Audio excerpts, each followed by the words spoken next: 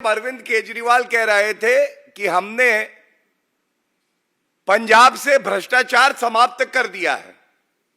यह बात अलग है कि उसके कुछ सप्ताह बाद ही भ्रष्टाचार उजागर हुआ, क्योंकि अरविंद केजरीवाल कहीं जाएं और वहां भ्रष्टाचार ना हो, यह तो संभव है नहीं। अपने स्वास्थ्य मंत्री को हटाया उन्होंने पंजाब में, और उसके बाद आम आदमी पार्टी और अरविंद केजरीवाल की तिजोरी में जनता का धन कैसे आएगा, यह सुनिश्चित करने के लिए ऐसी माइनिंग पॉलिसी लाए जिसके बारे में कोई कल्पना भी नहीं कर सकता। इस माइनिंग पॉलिसी में उन्होंने एक्सकवेशन, खुदाई की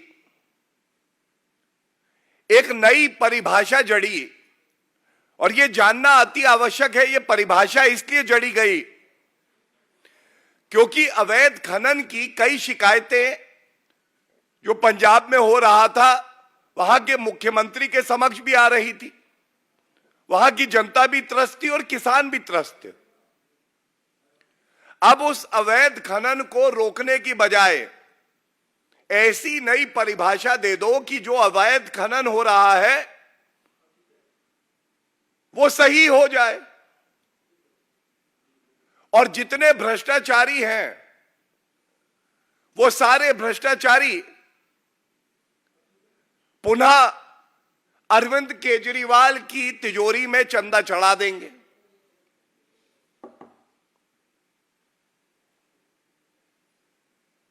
ये जो नई परिभाषा आई, इसमें यह कहा गया कि 3 फीट की जो खुदाई होगी वो बिना किसी एनवायरमेंटल क्लियरेंस के होगी। हम ये जानते हैं एनवायरमेंटल क्लियरेंस लेना ये कानून है भारत का, जो सब पे लागू होता है बराबर से, और सर्वोच्च न्यायालय के निर्देश भी हैं। लेकिन इन्होंने कहा कि 3 फीट तक की खुदाई जो आप करेंगे, जो तथ्य अभी मीडिया रिपोर्ट में सामने आए हैं, उसके लिए कोई एनवायरमेंटल क्लियरेंस नहीं चाहिए होगी। और जो सबसे बड़ी बात इस प्रेस वार्ता में मैं उठाना चाहता हूं, अरविंद केजरीवाल जी, आपकी ये जो भ्रष्टाचारी सोच है, ये देश की सुरक्षा के लिए एक खतरा है। और ऐसा मैं क्यों कहता हूं, बड़ी जिम्मेदारी से कहता हूं। भारत की सेना ने यह न्यायालय में कहा है कि अगर 3 फीट की खुदाई जो नई खनन नीति लाई गई है उसके तहत होगी, तो इससे जो हमारी सेना के बंकर्स हैं, खासकर बॉर्डरिंग एरियाज में, उस पर असर पड़ेगा। The mining activity that has been permitted under the new mining policy of the Punjab government will severely affect the structural integrity and strength of the bunkers in the border districts.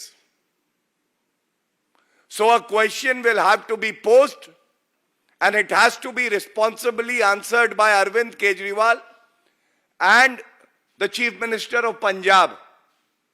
Why is it that you are overlooking